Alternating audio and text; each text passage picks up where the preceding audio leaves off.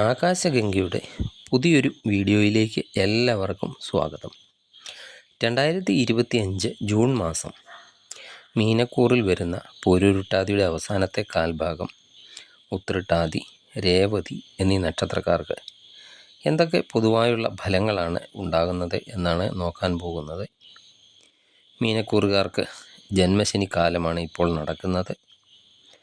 June മാസം മറ്റ് ഗ്രഹങ്ങൾ വിവിധ രാശിയിലൊക്കെ നിൽക്കുമ്പോൾ എന്തൊക്കെ ഫലങ്ങളാണ് ഉണ്ടാകുന്നത് എന്നാണ് നോക്കാൻ പോകുന്നത്. ആദ്യം തൊഴിൽ ജൂൺ മാസം എങ്ങനെ പോകും എന്ന് നോക്കാം. തൊഴിൽപരമായിട്ട് അനുകൂലമായ കാലം എന്ന് തന്നെ പറയാം. നിലവിൽ തൊഴിലിലൊക്കെ എന്തെങ്കിലും പ്രശ്നങ്ങളൊക്കെ നടക്കുന്നവർക്ക്, അല്ലെങ്കിൽ കൂടെ ജോലി ചെയ്യുന്നവരുമായിട്ട് നല്ല ടേംസിലൊക്കെ അല്ലാതെ ഇരിക്കുന്നവർക്കോ ഒക്കെ അവരുടെ പ്രശ്നങ്ങളിൽ നിന്നൊക്കെ ഈ മാസം മോചനമൊക്കെ ലഭിക്കുന്നതായിരിക്കും. ജോലിയിൽ പതിവിലും കൂടുതലൊക്കെ അധ്വാനമൊക്കെ വേണ്ടി വന്നേക്കാം. മേലധികാരിയിൽ നിന്നോ അല്ലെങ്കിൽ തൊഴിൽ ദാതാക്കളിൽ നിന്നോ ഒക്കെ ജോലി സംബന്ധമായിട്ടൊക്കെ ഉള്ള പ്രഷറൊക്കെ വർദ്ധിച്ചേക്കാം. നിലവിൽ ജോലി ഇല്ലാതിരിക്കുന്നവർക്കോ അല്ലെങ്കിൽ ജോലി നഷ്ടപ്പെട്ടവർക്ക് ഒക്കെ തൊഴിലിനുള്ള പുതിയ അവസരങ്ങളൊക്കെ വന്നു ചേരുന്നതാണ്. അധ്വാനമൊക്കെ അല്പം കൂടാമെങ്കിലും തൊഴിലിൽ നല്ല ഗുണമൊക്കെ ലഭിക്കുന്നതാണ്.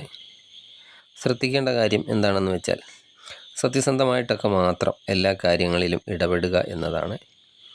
കുറുക്കു വഴികളിലൂടെയൊക്കെ ഒരു കാര്യവും സാധിക്കാൻ ശ്രമിക്കരുത്.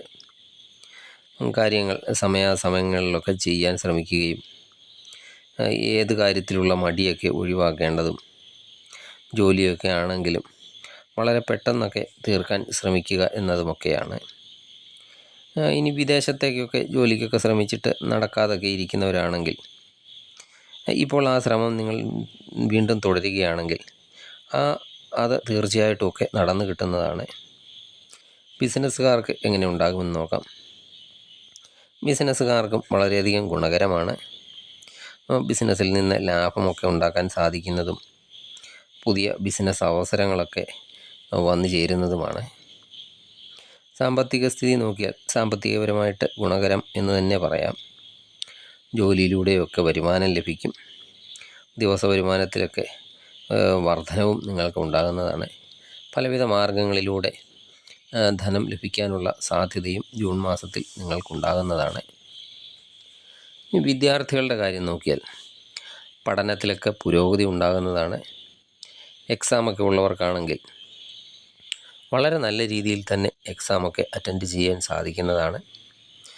പഠനത്തിൽ എന്തെങ്കിലും മാറ്റങ്ങളൊക്കെ വരുത്താനും ജൂൺ മാസം സാധിക്കുന്നതാണ്. ഉപരിപഠനത്തിനൊക്കെ ശ്രമിക്കുന്നവർക്കും, അതുപോലെ വിദേശത്തൊക്കെ പോയി ഉന്നത കോഴ്സുകളൊക്കെ പഠിക്കാൻ ആഗ്രഹിക്കുന്നവർക്കും നല്ല സമയം തന്നെയാണ്. ഈ വിവാഹ ജീവിതം, കുടുംബജീവിതമൊക്കെ എങ്ങനെയുണ്ടെന്ന് നോക്കാം. ദാമ്പത്തിക ബന്ധത്തിലും വളരെയധികം ഗുണകരമാണ്. പങ്കാളിയോടൊക്കെ ഒന്നിച്ച് ദൂരെ യാത്രകളൊക്കെ പോകാനും അതുപോലെ ഉല്ലാസയാത്രകളൊക്കെ നടത്താനും ഒക്കെ സാധിക്കുന്നതാണ്. ഇടയ്ക്കൊക്കെ ചെറിയ കാര്യങ്ങളിലൊക്കെ, അത് ചിലപ്പോൾ സുഹൃത്തുക്കളുമായിട്ടൊക്കെ ബന്ധപ്പെട്ട കാര്യങ്ങൾക്കാകാം, ചെറിയ സംശയങ്ങളും ഒക്കെ ഉടലെടുക്കുന്നതാണ്. എന്നാലും വലിയ പ്രശ്നങ്ങളൊന്നും കുടുംബപരമായിട്ട് ഉണ്ടാകുകയില്ല.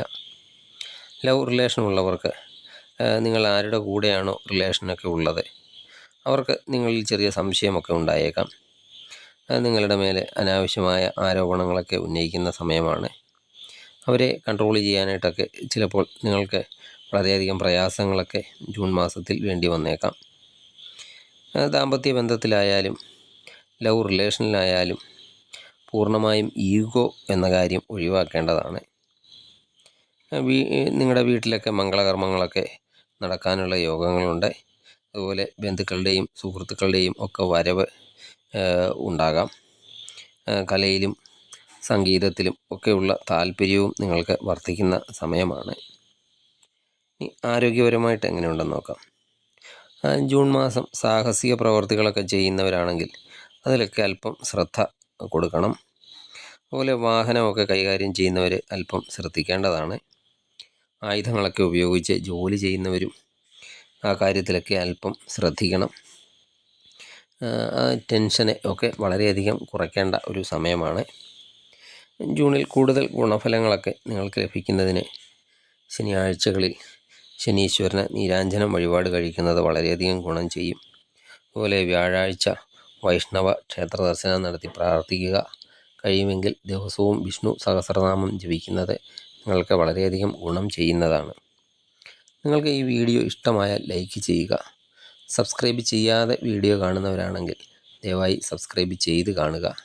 മറ്റൊരു വീഡിയോയുമായി വീണ്ടും കാണാം. നന്ദി, നമസ്കാരം.